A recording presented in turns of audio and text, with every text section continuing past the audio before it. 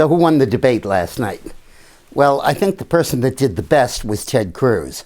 I think he came across as very strong, very forceful, very focused. You couldn't look at him without getting the clear understanding that he was going to go after ISIS and smash the jihadists globally. I think that he was a very, very strong presentation. I thought Trump also did very, very well. And this debate serves to underscore the essential similarity between Cruz and Trump. They believe in pretty much the same stuff. They seem to like each other. And I think that it's most likely going to continue to be a choice between the two of them. And I think it's a question of whose background and personality and temperament and all that you trust and like the most. And people will disagree on it, but I think clearly the Republican nominee will be one of those two people. I thought the big loser in the debate was Rubio.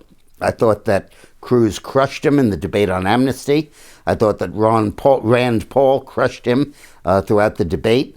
And I think that he came across as much less strong than Cruz and just wrong on the amnesty issue.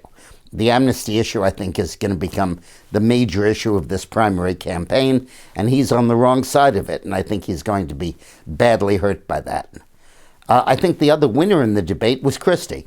I think he was very forceful, very effective, and I would not be surprised if Bush and Rubio faded and Christie emerged as sort of the establishment candidate, being just as feisty and aggressive as Cruz and Trump, but more acceptable to the establishment.